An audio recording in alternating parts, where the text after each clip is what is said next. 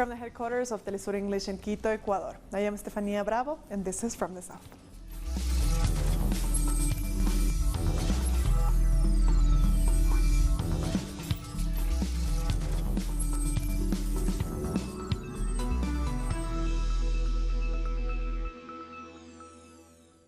Venezuela's Foreign Minister Jorge Arreaza has confirmed there is a group of Russian military experts in his country. The group aims at further deepening cooperation between the two countries, especially regarding military technology. Arreaza has also said the moving of the offices of state-owned oil company PDVSA from Portugal to Russia is underway. The move hasn't been finalized yet, but Arreaza said the company continues to function smoothly and will participate in an upcoming international forum on oil production. We really hope that Russia will import more oil from Venezuela, but what we really hope for is to see Russia produce oil with Venezuela. We hope Russia will invest more in our different companies. We have a joint company that can produce more, and we are confident that Russia will have all the necessary resources to invest more in the oil sector in Venezuela, and that this oil will benefit both countries, that the profits of this are shared. We are sure this will happen. Our correspondent in Russia, Vzla, has more details. The Venezuelan foreign minister, Jorge Arreaza, has given a press conference here in Russia where he has said that the U.S. sanctions against Venezuela are a criminal blockade that aim to overthrow the government by making the people suffer. Arreaza also highlighted the more than 5 billion euros that are frozen in the country by international banks that support the U.S. and the 1 billion euros in gold that are frozen in the U.K.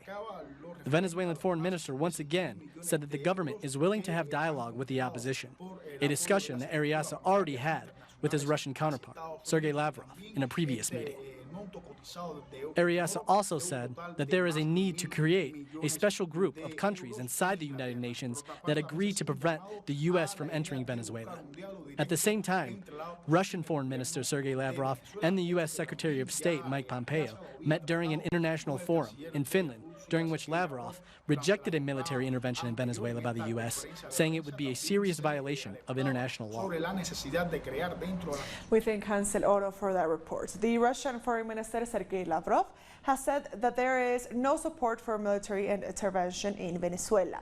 Lavrov made the remarks after meeting with the U.S. Secretary of State Mike Pompeo.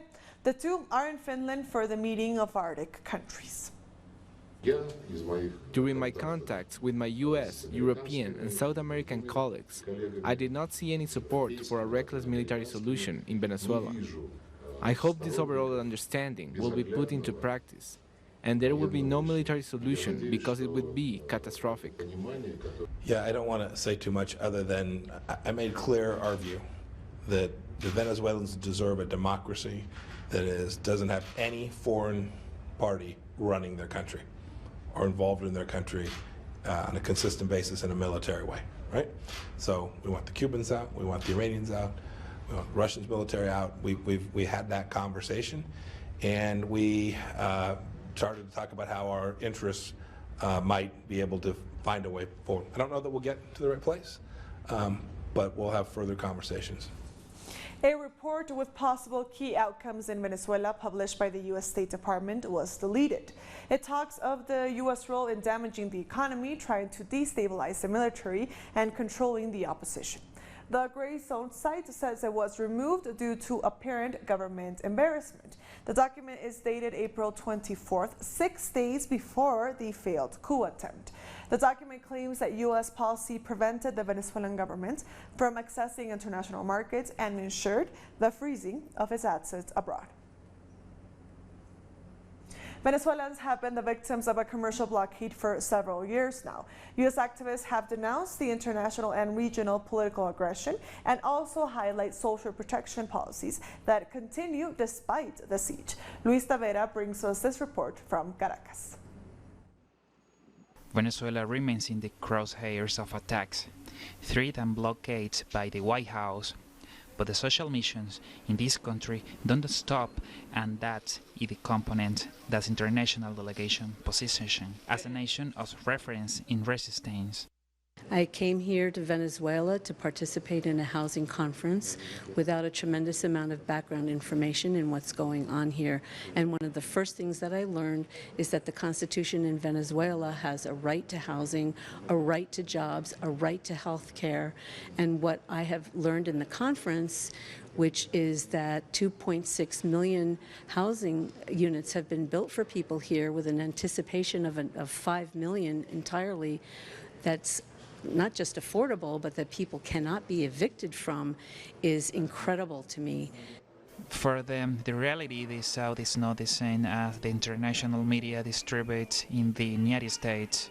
Seen here in Venezuela is a country where people go to work, go to class, go to the beach, go to restaurants, go to concerts, and act like anyone else in any other country in the world. It's a country that functions perfectly normally. People are obviously in support of the Chavista revolution here, and that's very strong. Of course, there are opponents, but they're able to function as well. We see most of the newspapers here are controlled by the right-wing opposition. A large part of the television is, but everything functions perfectly well. People function, people work perfectly easily with what they have here. The activist state that he now had the first-hand vision of Venezuela. Of course, I know a fair amount about Venezuela, so I'm not completely shocked. But I have to say that I am shocked by the extreme distortion of the media in the United States.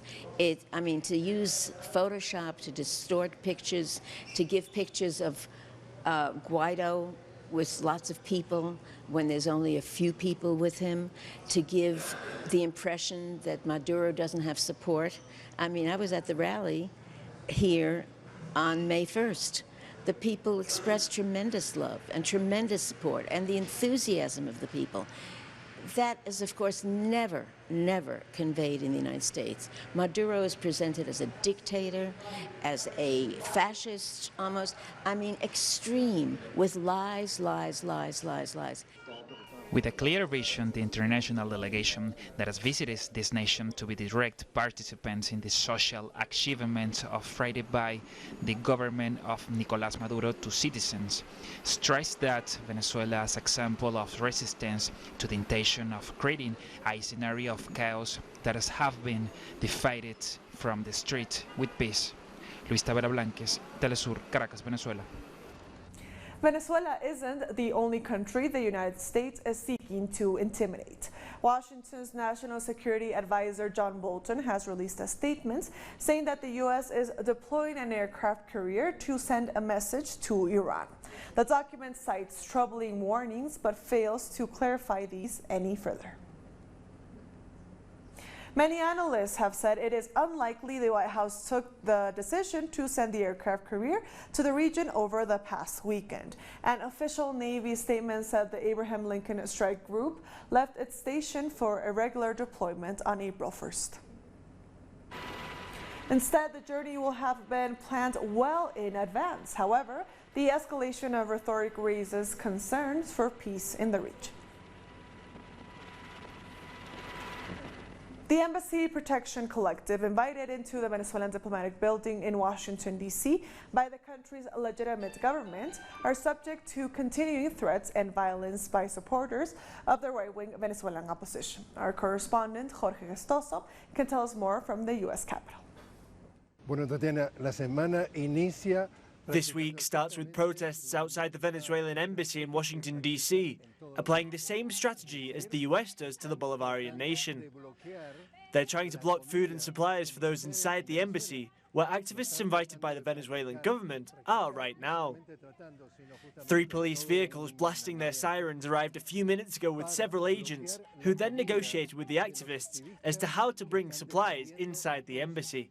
For a number of days now, opposition protesters have been trying to force their way inside the Venezuelan embassy, clearly violating international law.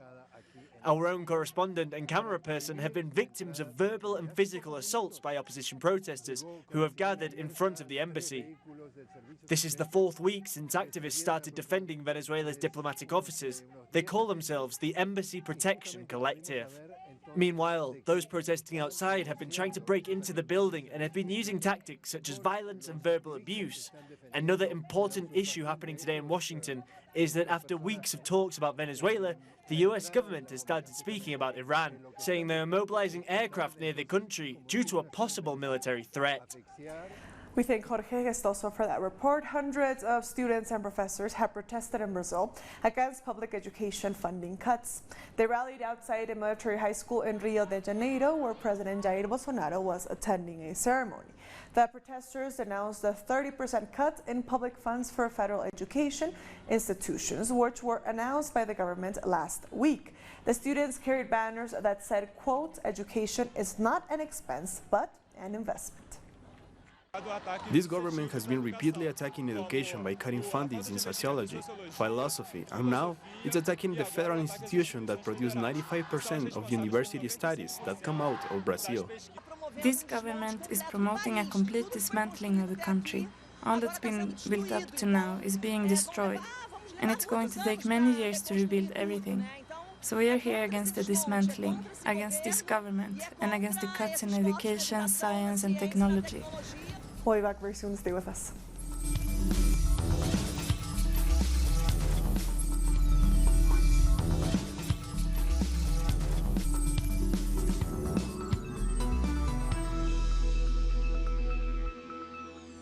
Welcome back. Meanwhile, there are plans for CARICOM to go to the Inter-American Development Bank to purchase resources for the region's security architecture and assets.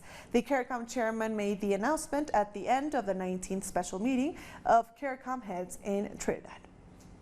This mechanism would allow for the widest range of security assistance to be provided to any requesting member state within CARICOM. Authorities in Curaçao say a Church of Scientology ship will remain quarantined. That is until they determine how many of the 318 people on board might be infected with measles. 277 blood samples were taken and sent to the Netherlands. Those results are expected by midweek. The ship was previously quarantined in St. Lucia after a crew member was diagnosed with measles.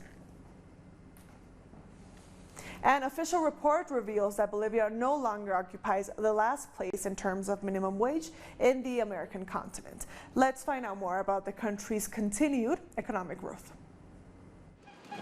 In 2019, the minimum wage increased by just 3%, as one of the minor readjustments in 13 years of the current administration.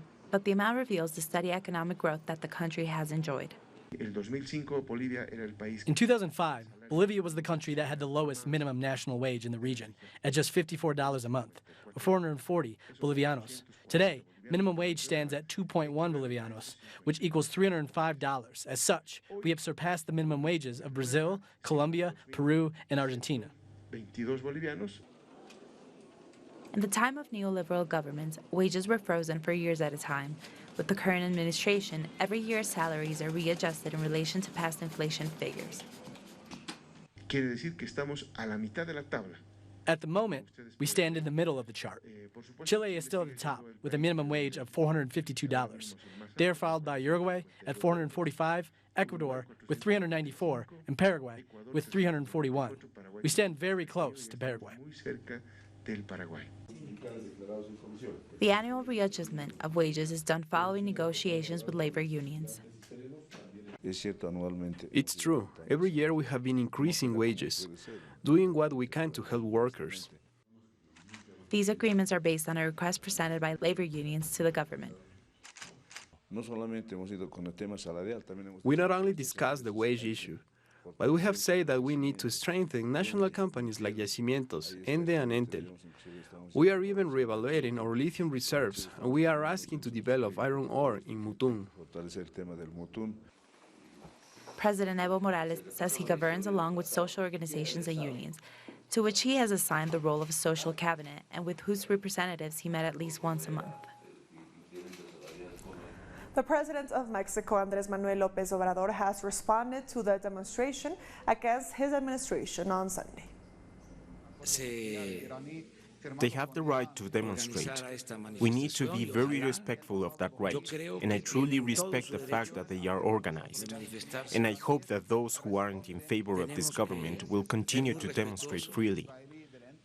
When we won the election, we said that it was not going to be a change of government, but rather a change of regime, that we were going to listen to everyone and to respect everyone, but also that we were going to prioritize the poorest.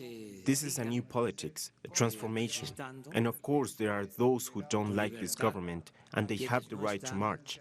When we were in opposition, we held hundreds, even thousands of protests, but we didn't come here just to be furniture. 2 members of Mexico's indigenous community were murdered on Saturday while they were inside a truck in the state of Guerrero.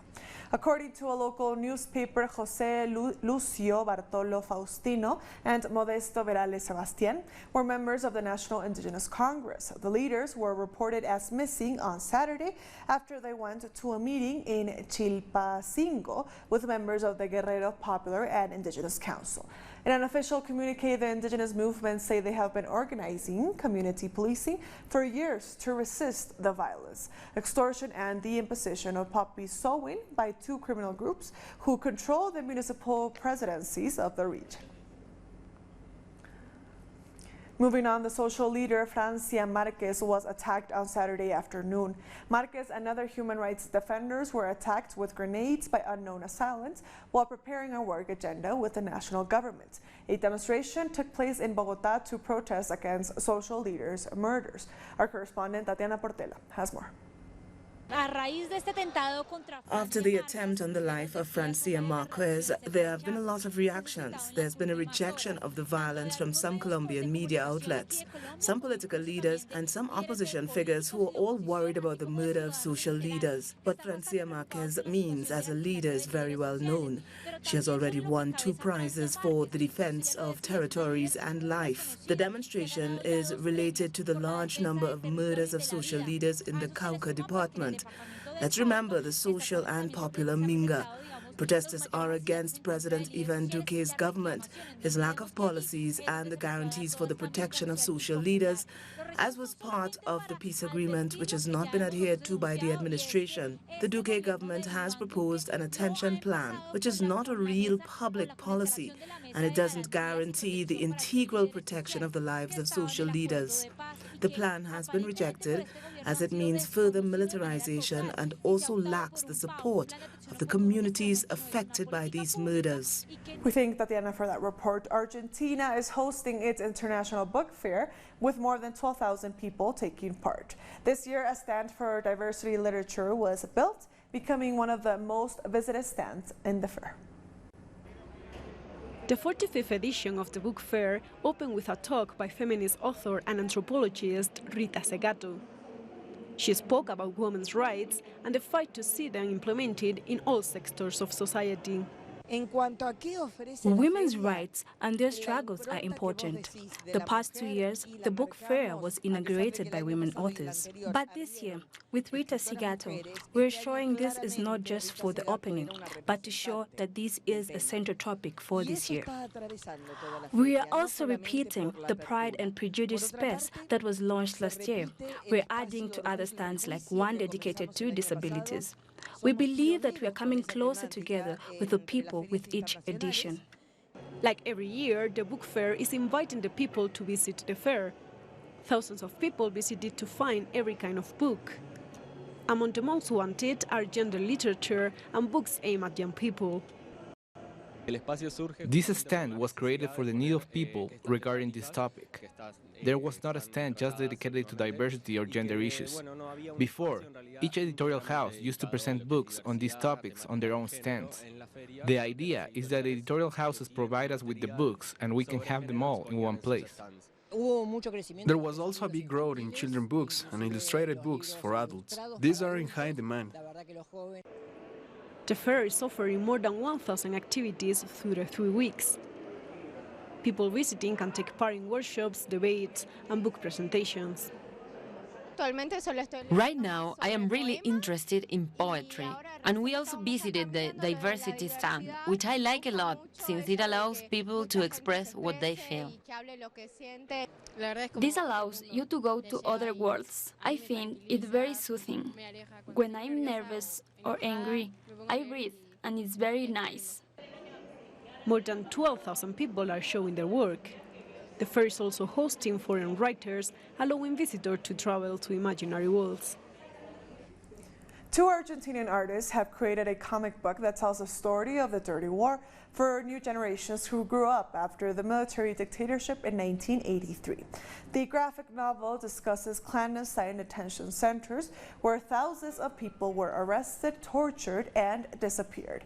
The Dirty War was a period from the 70s and 80s where the state strongly repressed Argentinians as part of the US-backed Operation Condor.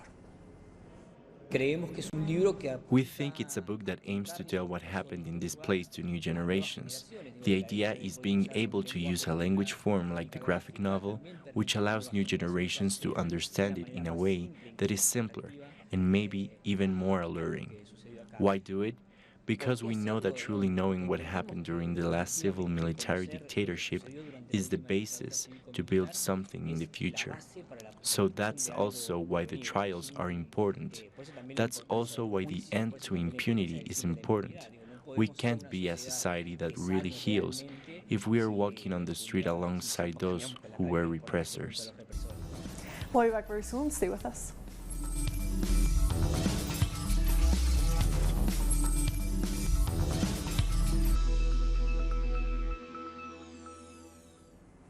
Welcome back. The number of migrants reaching the Spanish coast continues to grow. Our correspondent Sergey Rodrigo is in Andalusia and brings us the latest details. According to the Interior Ministry, more than 7,700 seaborne migrants have arrived in Spain since the beginning of 2019. This data refers to migrants who came in rubber boats from the north of Africa to the southern coasts of the country. This year, about 1.5% more migrants have arrived so far, more than during the same period of time in 2018. Last year marked the highest number of migrants arriving to Spain by the Mediterranean Sea since the latest migration influx hit Europe. More than 400 migrants have lost their lives in the Mediterranean, out of whom over 130 drowned while trying to reach Spanish shores. That's why the International Maritime Rescue Federation is advocating for better search and rescue operations across the Mediterranean Sea. The exiled Catalan president Carles Puigdemont, promoter of the region's independence, will be able to run in European Union elections despite protests from Spain's most prominent right-wing parties. A complaint made by both the Popular and Ciudadanos parties to prevent Puigdemont and two other exiled Catalan politicians from participating was initially upheld by the Spanish Electoral Commission, but it was later rejected by a judge as a violation of their basic rights to run. Whether they will be prevented from taking office remains to be seen. Stevo Pendarovsky has won a runoff vote to become the president of North Macedonia. Our correspondent explains the importance of this election. There were no surprises in these elections, the first since the country changed its name to North Macedonia. The Social Democrat candidate Stevo Pendarovsky has won with 52% of the vote. The opposition conservative candidate Gordana Siljanovska has 46%. She couldn't reverse the polls, which said that the pro-NATO and pro-European Union candidate Pendarovsky would win. The agreement through which the former Yugoslav Republic changed its name has received electoral backing. There wasn't much voter enthusiasm for these elections.